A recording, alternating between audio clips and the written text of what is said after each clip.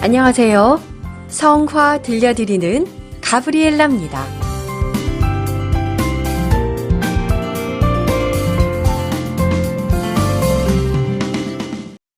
주님 순환 성지 주일에 대한 특별한 그림 한 점을 함께 감상하려고 합니다.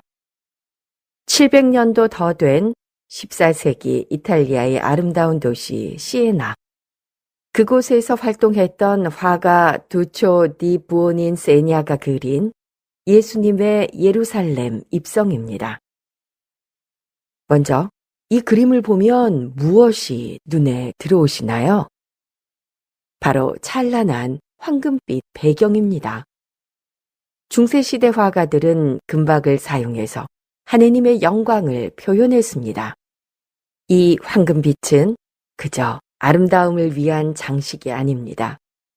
이 장면은 일상적인 사건이 아니라 하느님의 구원 역사가 펼쳐지는 거룩한 순간입니다. 라고 우리에게 말하고 있는 것입니다. 예수님께서 예루살렘에 입성하시는 이 순간이 바로 인류 구원의 결정적인 시작이라는 것을 두초는 이 빛나는 금빛으로 보여주고 있는 것입니다. 화면 왼쪽 아래를 보시면 예수님께서 나귀를 타고 계십니다. 머리 뒤에 후광이 그분의 신성을 드러내고 있지요. 당시 왕들은 어떤 동물을 탔을까요? 그렇습니다. 힘센 말을 탔습니다. 말은 전쟁과 권력의 상징이었거든요. 그런데 예수님은 다릅니다. 짐을 나르는 평범한 나귀, 그것도 어린 나귀를 타셨어요. 이것은 구약 성경 스가랴 예언자의 말씀이 이루어진 것입니다. 보라, 너의 임금님이 너에게 오신다. 그분은 겸손하시어 암나귀를, 짐발이 짐승의 새끼 어린 나귀를 타고 오신다. 예수님께서 입으신 붉은색 옷도 의미가 있습니다. 이 색깔은 곧 다가올 십자가의 피를 미리 보여준 색입니다. 환호 속에 입성하시지만 예수님은 이미 당신이 걸어가야 할 순환의 길을 알고 계셨던 거예요. 그리고 예수님을 따르는 제자들의 모습을 보세요. 경외심과 기대가 섞인 표정으로 예수님을 바라보고 있습니다. 아직 닥쳐올 순환의 의미를 온전히 이해하지 못한 채 영광스러운 입성만을 바라보는 인간적인 모습입니다. 이것은 어쩌면 우리 자신의 모습이기도 합니다. 이제 화면 오른쪽을 볼까요? 예루살렘 성문과 성벽 너머로 수많은 사람들이 모여 있습니다. 그림 아래쪽을 보시면 어떤 사람은 붉은 옷을 벗어 길에 깔고 있어요. 이것은 왕을 맞이하는 고대의 관습이었습니다. 그런데 이 붉은 옷은 또한 곧 예수님께서 입으실 조롱의 자주색 옷을 그리고 십자가에서 흘리실 피를 미리 보여주는 것 같습니다. 왼쪽 위쪽에 나무를 보십시오. 한 사람이 나무에 올라가서 가지를 꺾고 있습니다. 키가 작아 예수님을 보려고 나무에 올랐던 세리 자케오의 이야기가 떠오릅니다. 예수님을 보고자 하는 열망이 모든 장애물을 뛰어넘게 한다는 것을 두초는 이렇게 보여주고 있습니다. 성문 위와 성벽 너머의 군중들은 매우 역동적입니다. 나무에 올라가 있는 사람도 있고 종려나무 가지를 흔드는 사람도 있습니다. 아이들도 보이고 어른들도 보입니다.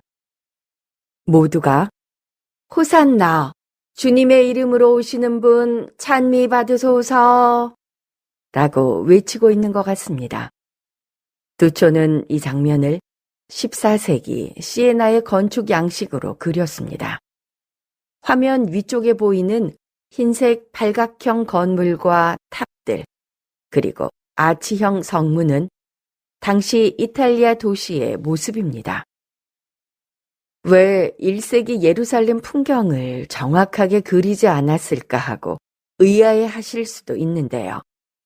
중세 화가들은 일부러 이렇게 그렸습니다. 성경의 얘기가 먼 옛날 저 멀리에서만 일어난 게 아니라 지금 여기 우리가 사는 이곳에서도 계속되고 있다는 걸 보여주기 위해서였죠. 예수님은 1세기 예루살렘에만 오신 게 아니라 14세기 이탈리아에도 그리고 2026년을 사는 우리에게도 지금 이 순간 오고 계십니다. 그런데 여기서 우리는 가슴 아픈 진실을 마주하게 됩니다.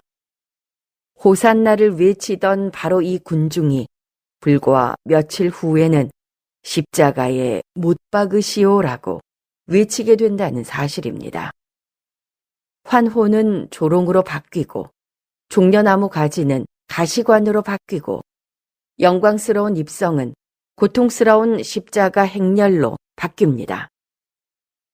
주님 순환 성지 주일은 바로 이 극적인 반전을 우리에게 기억하게 합니다. 사람들의 마음이 이렇게 쉽게 변할 수 있다는 것, 그리고 어쩌면 우리 자신도 그 군중 중 하나일 수 있다는 것을 말이지요. 이 그림에는 노란색, 붉은색, 녹색, 청색이 조화롭게 배치되어 있습니다. 각 색채는 신학적 의미를 담고 있는데요. 황금빛과 노란색은 신성을, 붉은색은 사랑과 희생을, 녹색은 생명과 희망을, 청색은 천상의 세계를 상징합니다. 화면 위쪽의 건축물들도 의미심장합니다. 탑과 교회 건물들은 하늘을 향해 솟아 있습니다. 그러나 예수님은 낮은 곳으로 인간들이 사는 땅으로 내려오셨습니다. 인간이 하늘로 올라가려는 노력과 하느님이 땅으로 내려오시는 겸손이 이 그림 속에서 만납니다. 이것이 바로 강생의 신비이고 구원의 신비입니다. 이 작품은 두초가 1308년부터 1311년까지 3년에 걸쳐 완성한 거대한 제단화 마에스타의 일부분입니다. 마에스타는 이탈리아어로 위엄, 영광이라는 뜻인데요. 재미있는 건 제단화의 앞면에는 영광스러운 성모님과 아기 예수님이, 뒷면에는 예수님의 순환 얘기가 그려져 있다는 것입니다. 두초는 이렇게 말하고 있는 거예요. 진짜 영광은 십자가에 있습니다. 고통을 피하지 않고 받아들이는 사랑, 그것이야말로 진정한 위엄입니다. 제단화 뒷면에는 26개의 장면이 그려져 있는데 그 중에서도 특히 중요한 두 장면이 있습니다. 하나는 최후의 만찬입니다. 예수님께서 빵을 떼어 제자들에게 나누어 주시며 이는 너희를 위한 내 몸이다 라고 말씀하시는 장면이지요. 우리가 미사 때마다 경험하는 성체 성사가 바로 이 순간에 시작된 것입니다. 다른 하나는 십자가 처형 장면입니다. 제단화 뒷면 가장 큰 중앙에 그려진 이 장면에서 십자가를 중심으로 화면이 나뉩니다. 예수님의 오른편에는 성모님과 믿는 이들이, 왼편에는 군사들과 조롱하는 이들이 서 있어요. 십자가 앞에서 우리는 선택해야 합니다.